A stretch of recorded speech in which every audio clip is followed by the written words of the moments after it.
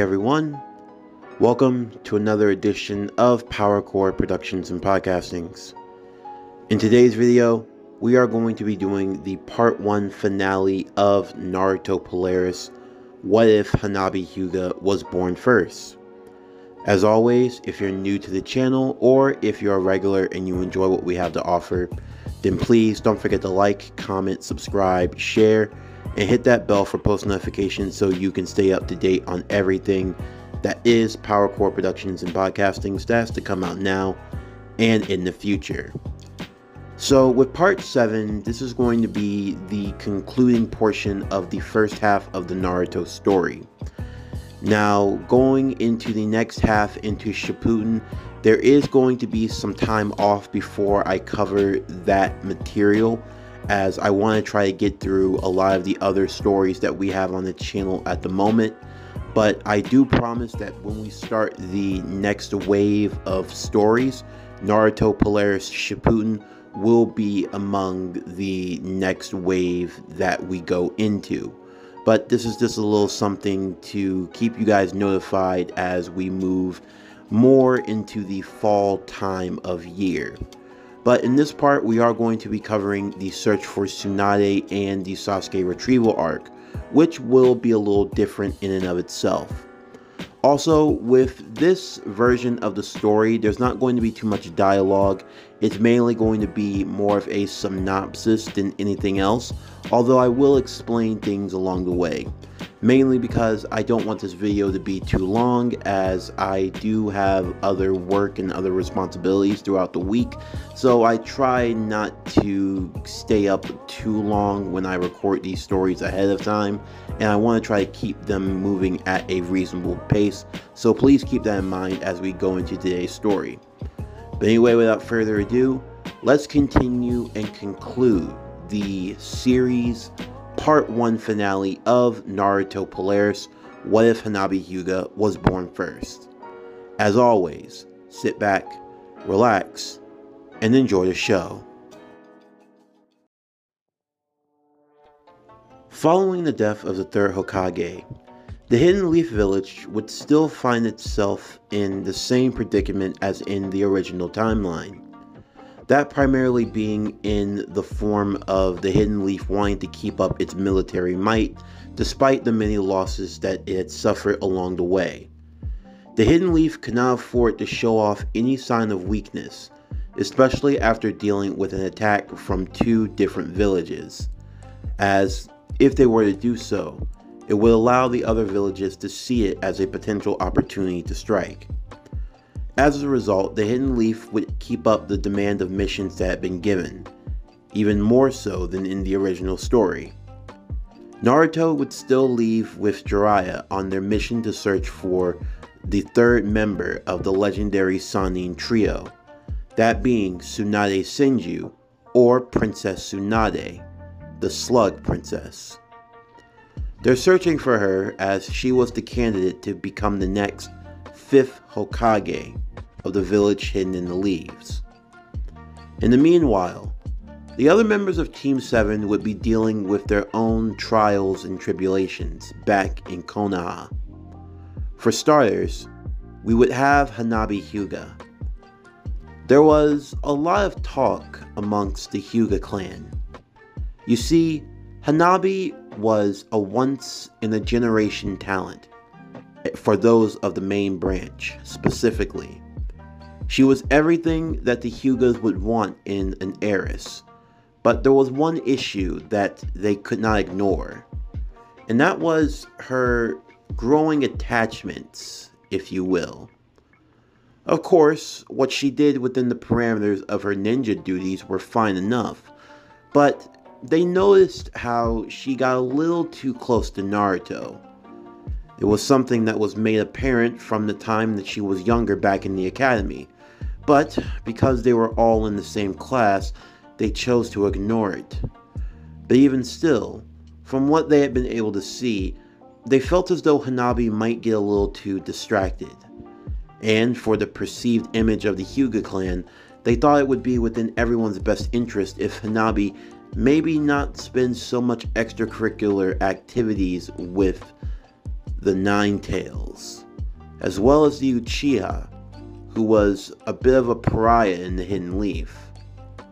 Of course, Hanabi tried her best to steer through these troubling times.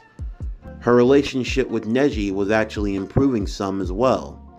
Neji still recovering from his loss to Sasuke. But even still, the two Hyugas were able to find solace. In a way, they were both kind of alike. Neji could see that Hanabi genuinely wanted to change the way of the Hyuga clan, and that was her main motivation. She implored for Neji's assistance. She wanted someone who could help her with that change, and she believed that the two of them together could make it possible. And for Neji, he grew a form of admiration and respect for Hanabi, respecting her enough to at least want to see what this new future of the Hyuga could be like. As such, the two would try to train and spar whenever possible. As Naruto had left for his training, as well as their mission to find Tsunade, as in the original story, Itachi and Kisame would return back to the village hidden in the leaves, under Itachi, who was using it as a guise in order to seek out the Nine Tails Jinchuriki. Now, just like before, both Itachi and Kisame would come into contact with both Kurenai and Asuma, with Kakashi attempting to aid them in the capture of the two Akatsuki members, only for them to be defeated, and for Kakashi to nearly be captured before Might Guy would arrive and force the two Akatsuki members to retreat. This would still lead to the scene where Kakashi was in the hospital, where Sasuke would overhear the news of his brother's return, and that his target was Naruto. However, another change that occurs here is when Sasuke is leaving the village, and that was that Hanabi would take notice of this and would follow behind him. Naruto, in the meanwhile, would be undergoing his training with the Rasengan, which would actually be going a lot better than you might think. Remember, Naruto and Hanabi had been friends since early childhood, and because of that, Hanabi had always made it her goal to try to help Naruto improve, or at the very least keep him from falling behind. This meant that Hanabi made sure that Naruto was always in class, and whenever he tried to sneak off, she would always locate him with the Byakugan and drag him back.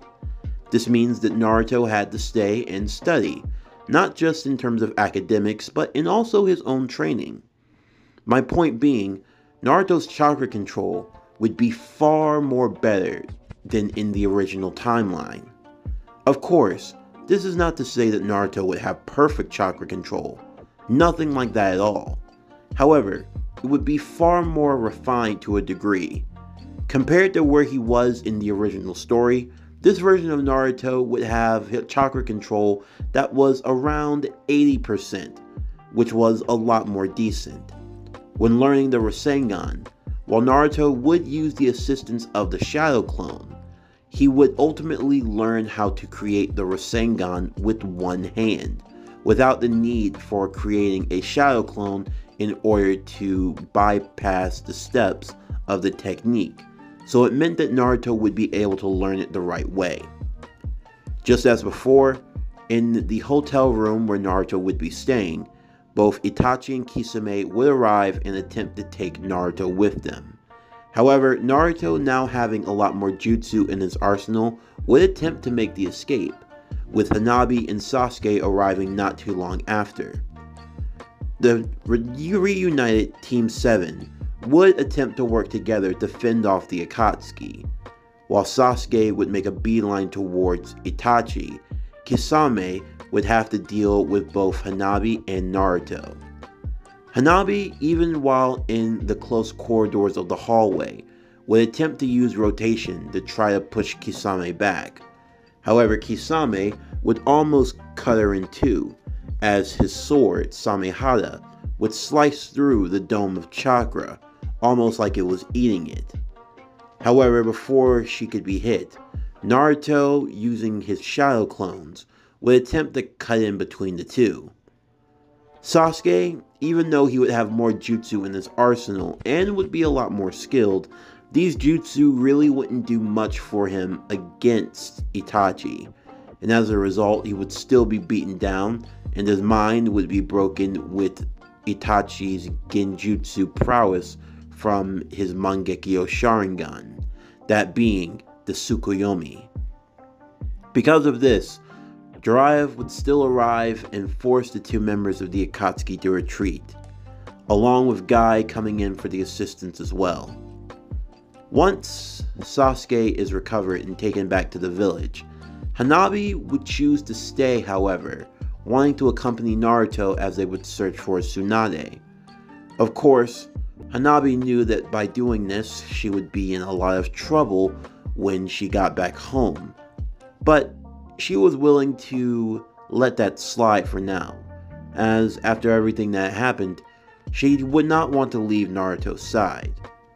Naruto, Hanabi, and Jiraiya would now continue their search together, Hanabi taking some time to train with Naruto and go over some steps that Naruto might miss as he was learning the Rasengan.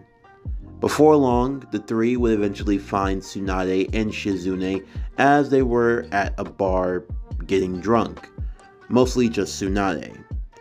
Tsunade would still go on to badmouth the Hokage, and this would piss off Naruto greatly, Naruto wanting to challenge her and want her to take back her words of disrespect, while Hanabi would watch on with Jiraiya and Shizune. Naruto in this timeline would actually be a lot more stronger and a lot more capable, forcing Tsunade to have to take him seriously to some degree. Of course, make no mistake about it, Tsunade would still be in control of the fight. However, Naruto would use a lot of his different jutsus and time his tricks to try to catch her off guard, from launching a couple of his shadow clone explosions to using some of his wind style ninjutsu. However, Tsunade would be able to fend off many of his attacks, that being until Naruto would come charging towards her with the Rasengan, forcing Tsunade to have to punch the Rasengan away, forcing Naruto to slam the Rasengan into the ground before creating a massive crater, blowing her back quite a bit, while Naruto would be sent flying in the other direction. Of course, Tsunade would be intrigued by Naruto and by the power he possessed, but what would really impress her was when Hanabi would step forward, stepping in between her and Naruto, not allowing the fight to continue on any further.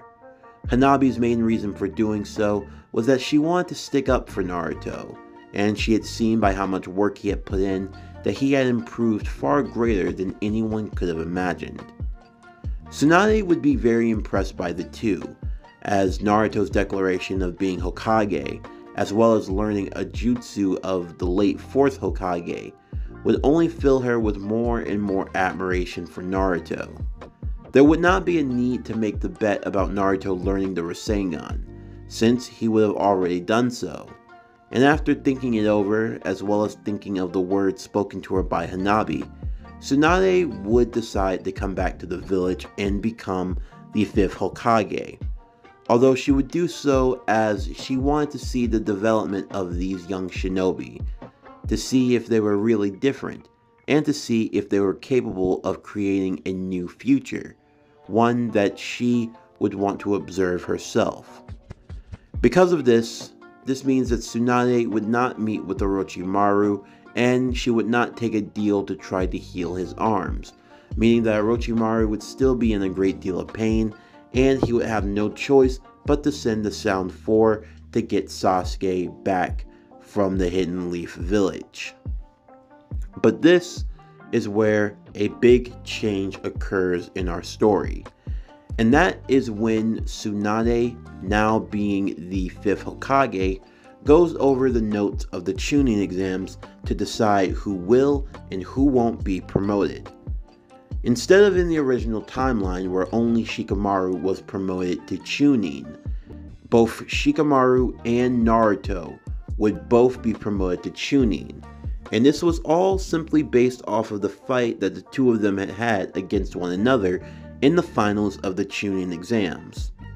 Remember, just because you win all your fights in the Chunin exams, it does not guarantee that you will be promoted. Similarly, just because you don't win your fight, it also doesn't mean that you don't display the skills capable of a Chunin. Simply put, Naruto vs. Shikamaru absolutely stole the show, and while many might consider the ending to be anticlimactic, it's actually something that most shinobi would want to study and take heed of. The simple fact of the matter was that Naruto and Shikamaru both played a masterful game of shogi, or chess if you will, with Naruto getting the better of Shikamaru on nothing more but a mere bluff. Now, you might attribute that to luck, but in the world of a shinobi, sometimes having a little luck can mean the difference between victory and defeat. And for Naruto, being able to pull off a bluff well enough to make Shikamaru stand down and allow Naruto to get the win, that was just the icing on the cake. Also, there was Naruto's performance against Temari in the wildcard round, which also added more to his stock. Now, do not be mistaken, between the two of them, Shikamaru is definitely the smarter Chunin, and Naruto's intelligence is by no means at the highest of levels, but at the same time, you can't call this version of Naruto a dumbass. This version of Naruto has a more balance between street smarts and book smarts, although he might lean on the street smarts and his instincts a lot more. That doesn't mean that he's not capable. I could say that this version of Naruto probably emulates Jiraiya more so in the sense of his skills as a shinobi. While Jiraiya can be fun, aloof, and carefree, when he needs to be serious and get a job done, he is capable of doing so. And these are the kind of traits that Naruto would exude. He wouldn't be a goofball 24/7, and he could actually be a critical thinker when he wanted to be. It was just that Naruto had a more balanced view of himself. He wasn't so rugged as to be a drill sergeant or to act as though he had no emotion, but Naruto was still capable of keeping his emotions in check for the sake of a mission. Even with the midst of all of this good news though, Sasuke would become more and more enamored. Even Hanabi, while she was proud of Naruto for his promotion, she kind of felt a bit disappointed that she wasn't promoted herself. Although, that being said, if she had more opportunities to fight, then maybe things would have changed. Not that her performance against Sakura wasn't good, it's just that there was still more that could have been seen. And also, when it came to promoting a main branch Hyuga, you also had the issue of dealing with the Hyuga clan itself, as Hiashi and the other members were starting to become a lot more hands-on when it came to Hanabi's future. But for Hanabi, her only focus was trying to be a better shinobi for herself and for her impressionable little sister, who she had to admit wasn't getting a lot of attention at home, and this upset Hanabi greatly. She understood that her father had his reasons for doing what he did, but at the same time, they were all still family, and you couldn't just ignore family like that. Of course, as Team 7 would be brought together for training, things would take a turn for the worse. That being during an incident when Sasuke would be sparring with Hanabi, and the training got a lot more intense. So much so that Kakashi had to break things up when Sasuke attempted to use a rather lethal Chidori, and Hanabi, using her lightning style overdrive level 2, would create a lightning barrier rotation, causing the two jutsus to collide and bounce off of one another. Now, after seeing this, Kakashi would try to speak with Sasuke, trying to get him to understand and see things differently, although Sasuke would be little more to be convinced in this state of mind, even going as far as to threaten Kakashi and wanting to take away the people that he loved, although Kakashi would still admit that all the people he loved and cared for were already dead. Sasuke would still have much to think over. Of course, he would still be jealous of Naruto and his promotion, and he still wanted to fight Naruto at some point. That wasn't changed, but it's just that Sasuke wouldn't only have Naruto as a reference. Hanabi was still one of his rivals, and Naruto was a rival that was growing in power day by day.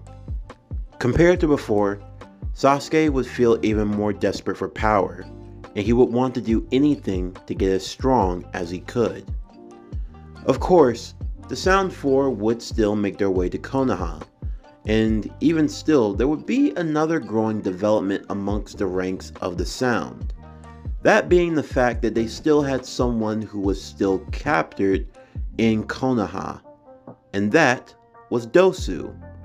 Remember, when Dosu lost his fight against Sasuke, he was taken to the infirmary, where he pretty much remained all the way up till the end of the Konoha Crush. Afterwards, he was taken into custody and he was interrogated by Ibiki Marino. However, Dosu truly didn't know all that much. Of course, he knew of Orochimaru and of his plans to go after Sasuke, but as far as the intricate details of everything that Orochimaru did, Dosu wasn't really privy to.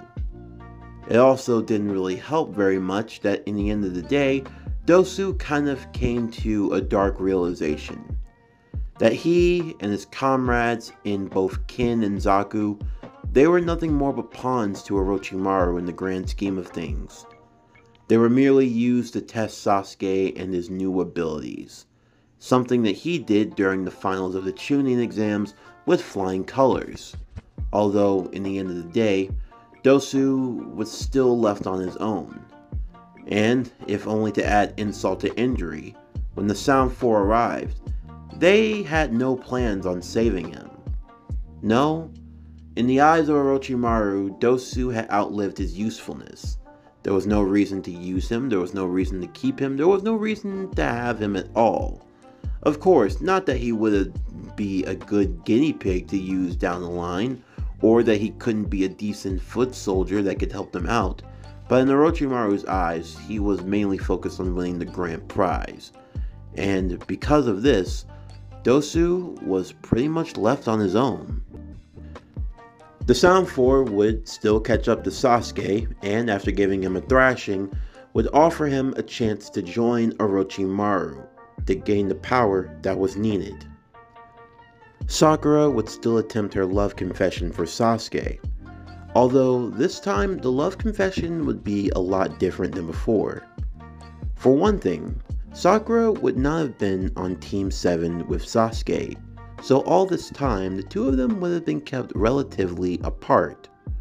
Also, during their days in the academy, Sakura wasn't just some shy girl that didn't take her training seriously. Remember, Sakura was very jealous of Hanabi, and this pretty much forced her to want to improve day by day so that she could beat her. Of course, this was all simply because she wanted to be noticed by Sasuke, but still, improvement was improvement. Sakura would speak from the heart and she would be genuine. She would admit she didn't really know Sasuke all that well. She didn't know him the way that Hanabi or Naruto did, but it didn't stop her from feeling the way she felt. Sakura wasn't trying to just throw all of her emotions out desperately. She was trying to be upfront with Sasuke. She didn't know him very well, but she still wanted to. And for a moment, Sasuke was actually touched by this, because this was a different version of Sakura. But still, Sasuke had already made up his mind. He would still knock out Sakura and leave her on the bench before leaving with the Sound Four, who would still use the coffin ritual on Sasuke to help bring out the power of the curse mark. Now, when it's time to assemble the team to chase after Sasuke, this is where another major change occurs in this story. Remember, the Hidden Leaf had all hands on deck during this time. It meant that every available Jonin and every available Chunin were taking missions left and right.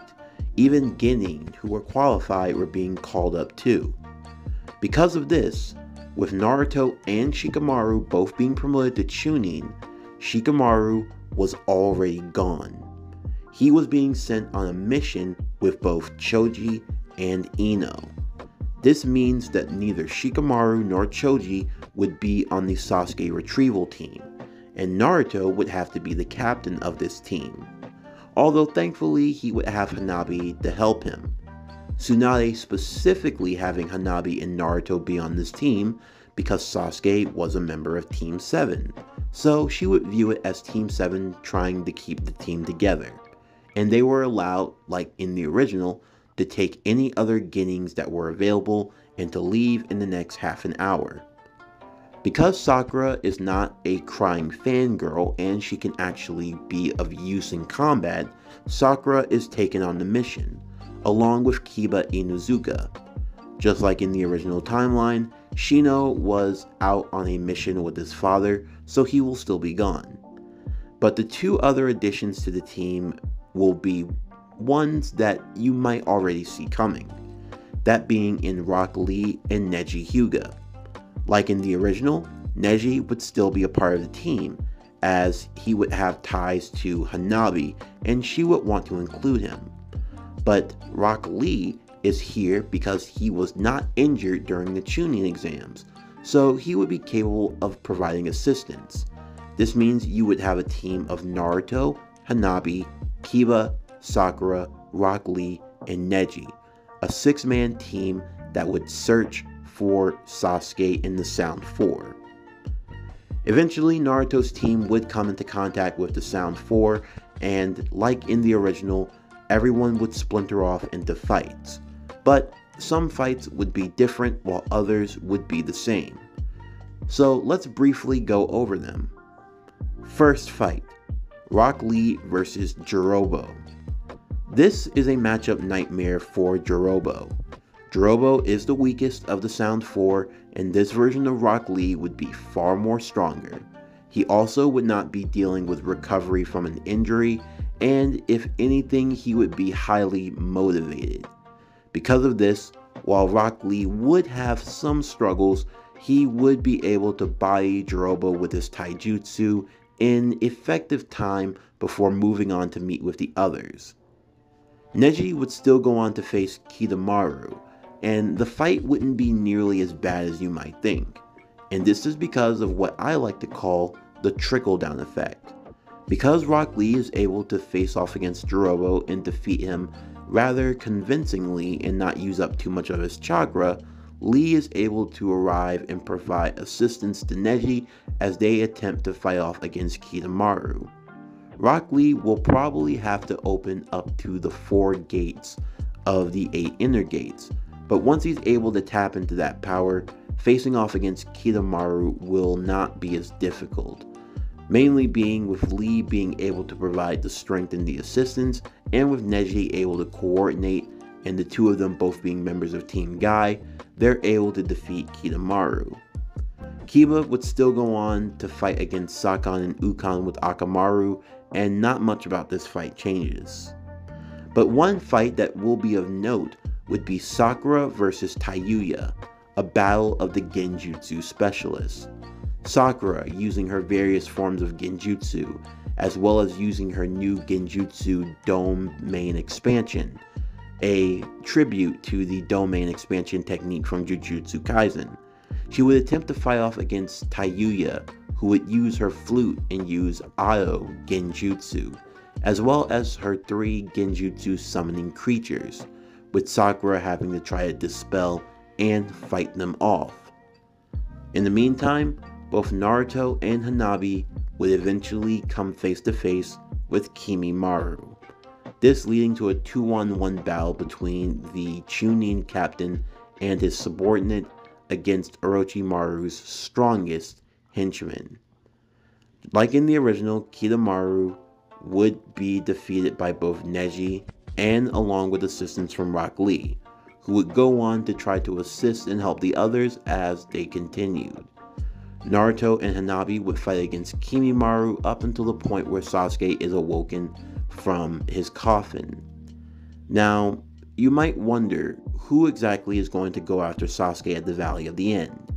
Is it Naruto or Hanabi? In this story, it is Hanabi who goes after Sasuke, and I will explain why. In the midst of their fight, Naruto would be holding off Kimimaro. Naruto would come to the conclusion that his power would be best suited to fight against Kimimaro, as his bone manipulation might be something that Hanabi might not be able to fight against, but Naruto, being the powerhouse that he is, would have the capabilities to do so. Because of this, Naruto would fight against Kimimaro, while Hanabi goes to the Valley of the End to fight against Sasuke. Like in the original story, the Sand Trio would still arrive like before and would assist in any ways that they could.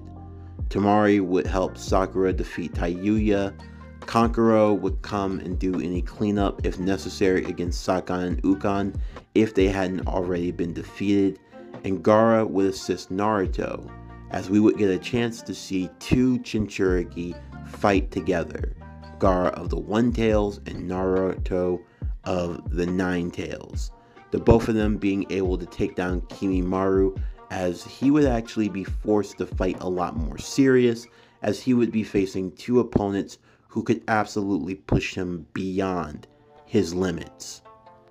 But finally, we would have Hanabi versus Sasuke at the Valley of the End. Initially, in the opening stages of the fight, the two would be evenly matched, up until the point where Sasuke develops his third Tomoe Sharingan. Now, as they would fight, they would also speak as well, Hanabi trying to figure out why Sasuke would do what he did. And for Sasuke, he wanted her to understand that this is what he needed to do for himself, for his clan. Ultimately, the two of them would be at an impasse, primarily because while Hanabi wanted to understand Sasuke, she still had her whole clan and her family intact, and this was something that she just simply could not relate to. The two would eventually continue their fight up until the point where Sasuke develops the third Tomoe Sharingan, forcing Hanabi to have to use the lightning style overdrive cloak to its absolute limit just to try to keep up, although Sasuke would have the advantage. Ultimately, the fight would come to an end when Hanabi would create the strongest rotation that she could, rotating on the very water itself, having it swirl around in the chakra dome along with her lightning release. And in the meantime, Sasuke would charge with an Onyx Chidori, trying to break through her defense, having a lot of his chakra points forcibly closed, as well as suffering some internal damage as well. Ultimately, who wins this fight? Sasuke wins, but it's a lot closer than you might give it credit for. Hanabi was able to push Sasuke to the brink, and in the end, he is only able to hobble his way to Orochimaru, as his legs' chakra points were pretty much wrecked, along with other major parts of his body. Following this, Naruto and his team would still return back to Konoha, only this time Naruto would be in the place of Shikamaru, with him wanting to quit, primarily because of the fact that he would feel because of him that things could have gone so much differently. If he had been the one to go after Sasuke instead of Hanabi, then maybe he might have been able to bring her back. But still, in the end of the day, they knew that there was nothing that they could do except try to train and get stronger. However, Naruto would have even more incentive to want to get stronger during the time skip. That's because Naruto would see his friends and the people that he trusted sacrifice themselves and potentially almost lose their lives for the sake of the mission, with Hanabi taking the worst of the damage as she and Sasuke fought to their bloody draw the way that they did, with Hanabi taking a massive damage of one Chidori in particular that ended up stabbing her in her left shoulder, causing her to spend a lot of time in the hospital recovering. Of course, Naruto would still want to leave and go on his training trip with Jiraiya, as they would still have to worry about the threat of the Akatsuki, who would be arriving in about 2.5 to 3 years. But Naruto would not be the only one training with the Sannin, and neither would Sasuke. Hanabi, after she would recover, would be briefed by Tsunade on what happened. Hanabi and Tsunade would be in a way of a new partnership, Hanabi having a chance to confide in Tsunade everything that she felt and what she was going through. Because of this, Tsunade would want to take Hanabi under her wing, and after getting permission from Hanabi Hyuga, who would view this as a grand opportunity for his daughter to receive top-tier training from the 5th Hokage herself, not only in medical ninjutsu, but in other aspects of ninjutsu itself. Hanabi would take the offer, and she would become the student for Lady Tsunade. So now, there would be Sasuke training with Orochimaru, Jiraiya having Naruto to train, and Tsunade with her new pupil and Hanabi. But there is one more teacher-student dynamic that would be taking place, and that would be Dosu. As Dosu waited in his cell, Kakashi would arrive with some news, telling him of what had happened with Sasuke leaving the village and going to Orochimaru, just as Dosu would have expected. And just as Kakashi expected, Dosu didn't have the date. But that was fine, because Kakashi, he had different things in mind. That being, that Kakashi wanted to train Dosu. Dosu was now pretty much aware that he was nothing but a pawn to Orochimaru, a mere cog in his schemes, and that he was only going to be used for what he was worth until he was thrown away. Now, he could rot in the prison cell, or he could be given a second chance. Kakashi had gotten special permission. For the next 2.5 years, he would have one student. That is, if the student wanted the opportunity. Kakashi believing that there was more to Dosu than met the eye, and that with the proper help and guidance, Dosu could achieve heights far greater than he could have if he stayed with Orochimaru. Also, Dosu would tragically learn of the fate of both Ken and Zaku, learning that they had been used for the soul reanimation technique when Orochimaru used their very bodies to bring back the first 2 Hokage to fight against Hiruzen during Konoha Crush.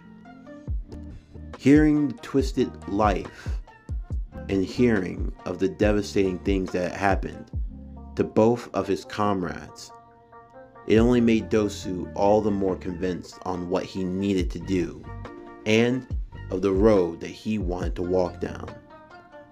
As such, Dosu would agree. In exchange for his pardon, he would become a shinobi of Konoha, pledging his loyalties and defecting to the village hidden in the leaves, where he would be trained and watched under Kakashi Hatake over the next 2.5 years. And here is where our story would conclude. Naruto, Sasuke, Hanabi, and now Dosu, each now undergoing training from a different master. But how will they improve over the next 2.5 years? As now the threats in the world continue to grow and get stronger. One thing is for sure. When it is all said and done, this world will be introduced to new legends, ones that will stand the test of time. This concludes Naruto Polaris, What If Hanabi Hyuga Was Born First, Part 7. As always, if you enjoyed today's video and everything else that we have to offer, then please don't forget to like, comment, subscribe, share, and hit that bell for post notifications so you can stay up to date on everything that is PowerCore Productions and Podcasting's that's to come out now and in the future. Stay tuned for tomorrow's video as we continue Naruto, The Tale of Two Sages. What if Naruto was Luis's familiar? Part 5. But anyway, that's going to do it for the end of today's video. I'm Javon Harrington with PowerCore Productions and Podcastings.